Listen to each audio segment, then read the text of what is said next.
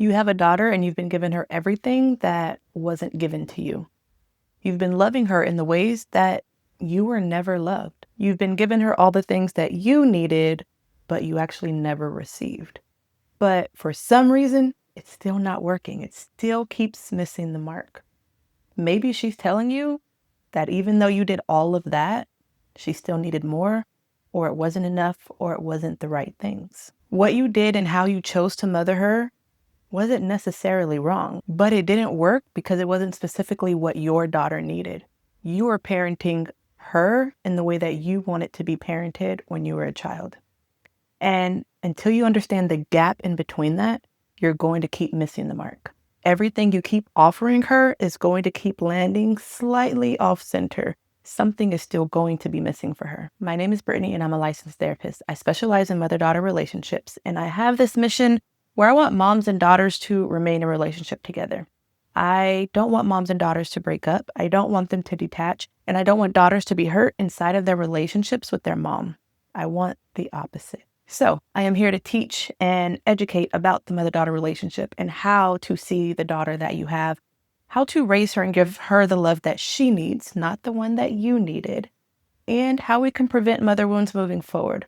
And if you are a woman who has a mother wound, I want to teach you how to heal that and help you get through the emotions and the trauma and the impact of that.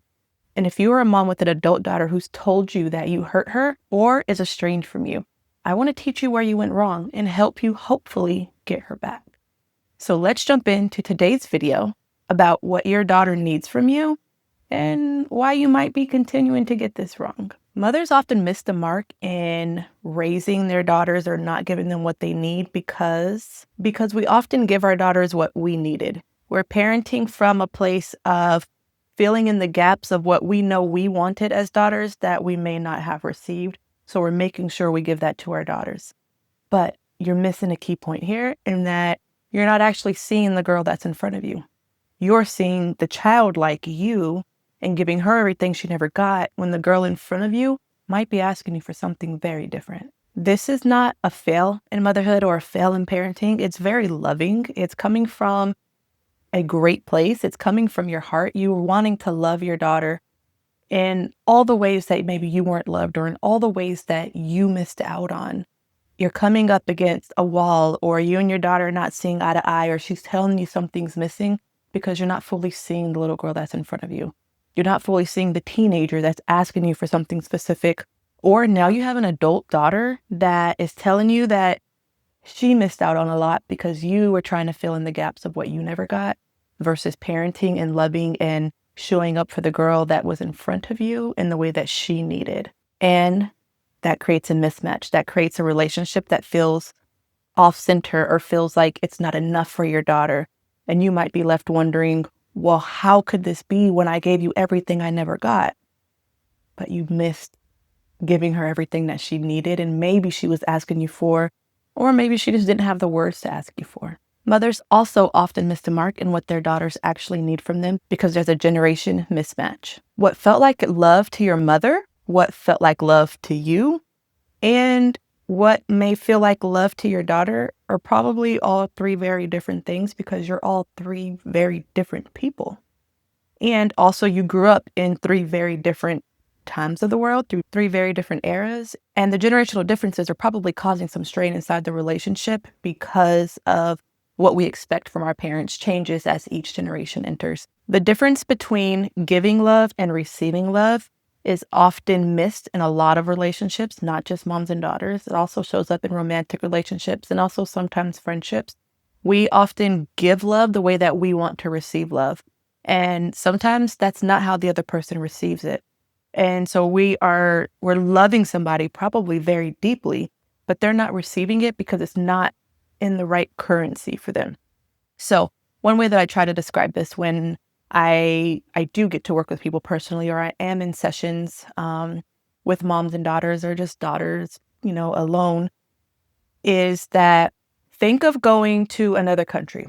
And I'm in the US, so I bring the US dollar with me to, I don't know, Europe, where they don't use the US dollar. And so I'm trying to pay with a currency that that country does not want. That doesn't devalue the US dollar. It's still worth what it's worth. Like I have a dollar, it's still worth a dollar, but it's not worth anything inside that country because it's not the right currency. And so I have to do an exchange, and that way I can pay them in the way that they receive money, in the currency that makes sense for them. Giving and receiving love is kind of the same thing. Just because you present to your daughter a US dollar doesn't mean that that's the right kind of love. Doesn't mean that's how she's going to be able to receive it. And sometimes we have to really get to know the person in front of us. We have to know who they are. We have to learn who they are. We have to be very interested in them.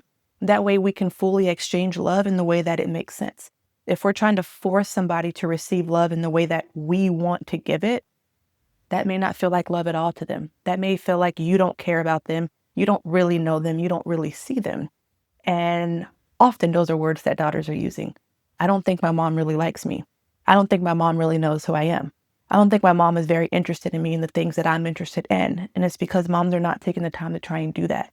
They are trying to give love in the way that makes sense for them because that's how they want to receive it.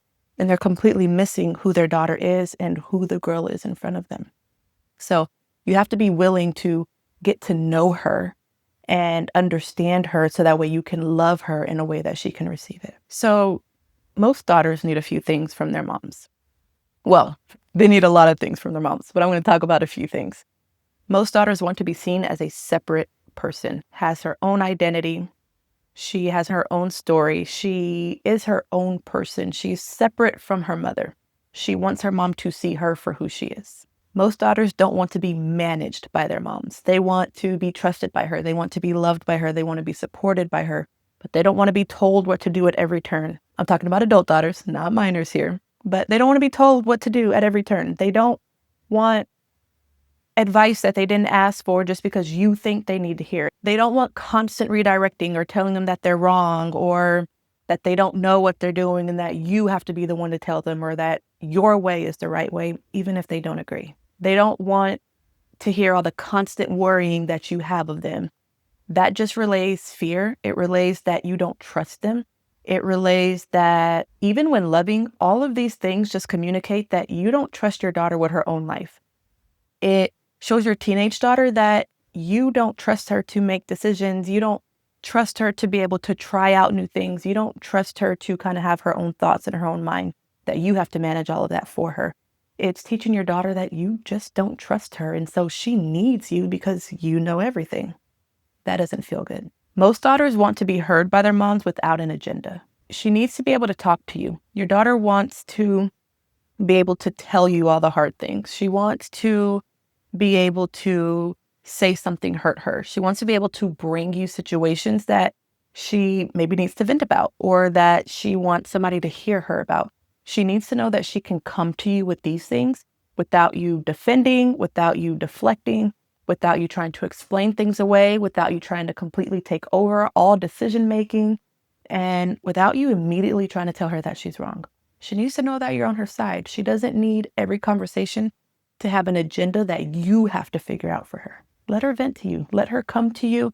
And one of the most powerful questions you can ask your daughter when she's coming to you about something, no matter her age, well, how do you plan on fixing this?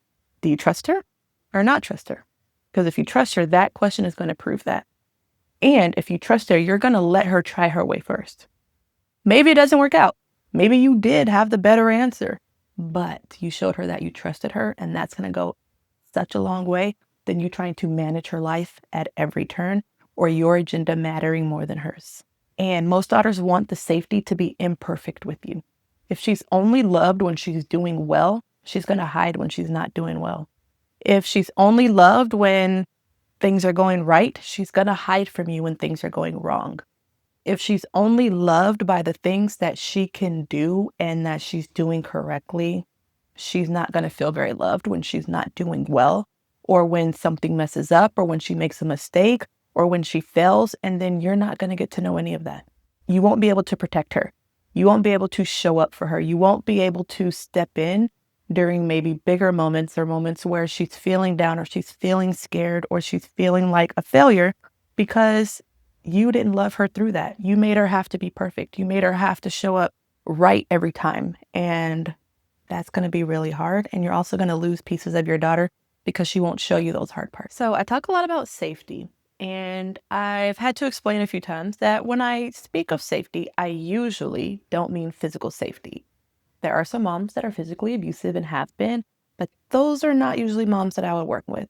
If a mom was deliberately physically abusive to her daughter, I usually turn that kind of situation away because it's really hard to look at a daughter and say, hey, let's work through this relationship with a parent who deliberately abused you physically, consciously knew what they were doing and still chose to continue doing it. I can't put my heart in that. So when I talk about safety and bring up safety in any of these episodes, I'm usually meaning emotional safety. That your daughter can come to you as an emotional person, as a messy human, as a girl who's made a mistake. She can come to you as messy as she needs to be, and her emotions are going to be safe because you're going to be gentle, you're going to be available, you're going to help her without judgment, and you're going to see the person she is and not see the mistake that she's made. Emotionally, she's safe with you. That's what I mean when I bring up safety. So what does safety actually look like? Safety for your daughter means that you listen without immediately trying to offer a solution or a reframe. This one is really hard for a lot of moms because you want to help your daughter, and for you, help means just do this way. Do what I say. Here, I have the solution for you. I know what you should do to fix this.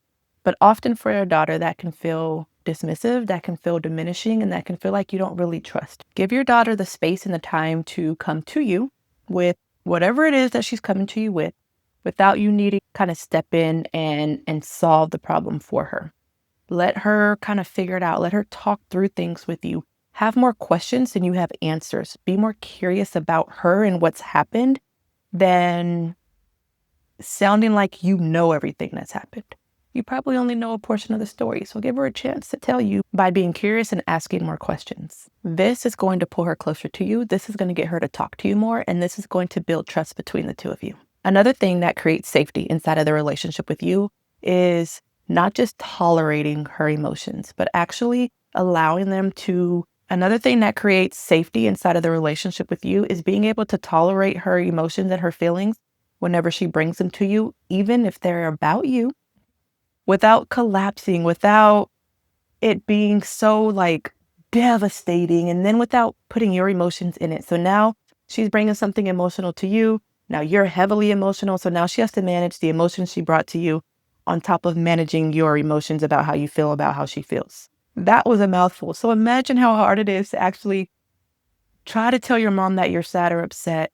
And then she tells you that, what? Like, I can't believe this. Now I'm sad and upset. And so now she has to take care of you and herself. That's too much. Be able to manage and tolerate her feelings without putting your feelings in it too, without making it about you, without making her make you feel better.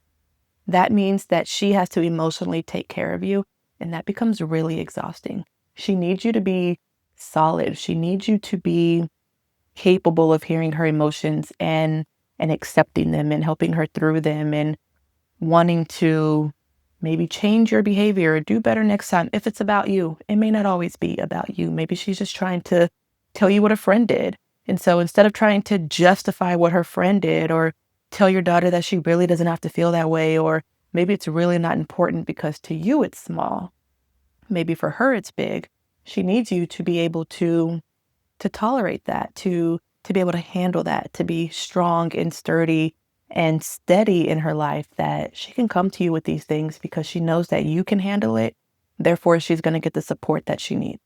Another thing that creates safety inside of the relationships with moms and daughters is owning your part when things have gone wrong. If you said something that hurt your daughter, if you did something that hurt her, if you showed up or didn't show up in a way that she needed you to, and she says that hurt her, then believe her. Be willing to do something about it. Be willing to make a change. Be willing to see your behavior for what it is and that it just exists in that moment, that it doesn't make you a bad mom or a terrible mom or this awful person and now you never want to try again. Let it be that moment. In that moment, you made a mistake. But overall, you're a great mom. Be willing to apologize. Be willing to look at your own behaviors. Be willing to make adjustments for her and change for her. That is how you have a relationship with your daughter for the long haul, for the long term, how you don't lose her when she's an adult, how she doesn't pull away from you because you don't really feel like a safe person. If you're willing to do that, you get to have a longer relationship with her. And you also get to have one that starts to turn into a friendship when she's an adult. And that's what most mothers and daughters want. And the last thing that creates safety between the two of you inside of a mother-daughter relationship is to respect her boundaries, even if they hurt you. And literally, especially when they hurt you. If she needs to set a boundary in order to feel safe, even for a short period of time, because boundaries often change and adjust and shift, and they should inside of any relationship. But because they change, let the boundary that she needs right now be respected. If she says she needs space, then give her some space. If I'm not going to go through the list of boundaries, you can listen to your daughter and her boundaries. If she says she needs something, if she says she doesn't need something, if she needs some things to go a certain way or whatever it is, if she sets a boundary, if you respect that, the better off your relationship would be. If you disrespect that, if you don't care about it, if you just ram through all of them, if you just do whatever you want because you're the mom, how do you think that's going to go? I really don't think I have to tell you. I think you can figure out exactly how that's going to go. Because how would it feel for you? I think there's many moms out there that will not sit in the seat of being a daughter because depending on your generation, it didn't really matter. You just had to go along with what was happening. You really didn't get a say. We were moving from children are to be seen and not heard to children have emotions and thoughts and feelings and opinions and ideas, and they should be respected. Two very different generations. So when your daughter wants boundaries and she wants to be respected and she wants to be trusted and all of these things, and you're looking at your own childhood and these are not things that you received, sometimes it becomes hard to give that to her. But you're going to lose her if you can't. Or you might lose her if you can't. Or you just won't have a close relationship. Maybe she respects you and she's not leaving and she's not choosing estrangement like some daughters are. But maybe the relationship still isn't really that good. Maybe it feels more like an obligation than it does feel joyful. Maybe she's sticking around because leaving might be disrespectful or because it's too hard for her to do, but she's not really enjoying the relationship with you. If you can respect her boundaries and respect her needs and her wishes, you get to have a much better relationship with your dog. So as we start to wrap up this episode, I want to remind you that none of this is fixed. If you're hearing some things inside of this and you're like, oh, I've done this, or oh my goodness, I haven't done that, you can change that. All of this is fixable. All of this is learnable, or these are things you can unlearn, or these are things you can do differently. You have the power to adjust your behavior. You just have to be willing to do it. I also want you to know and understand that just because you didn't receive these things that I'm discussing that I'm willing to bet your daughter wants, doesn't mean that you can't give it to her. It might suck to look back and be like, these are actually basic things inside of a relationship that most people would want. Why would I not give it to my daughter? But then look at what you actually didn't receive, and maybe you never got this kind of respect inside of your mother-daughter relationship because generations are different. You can still do that.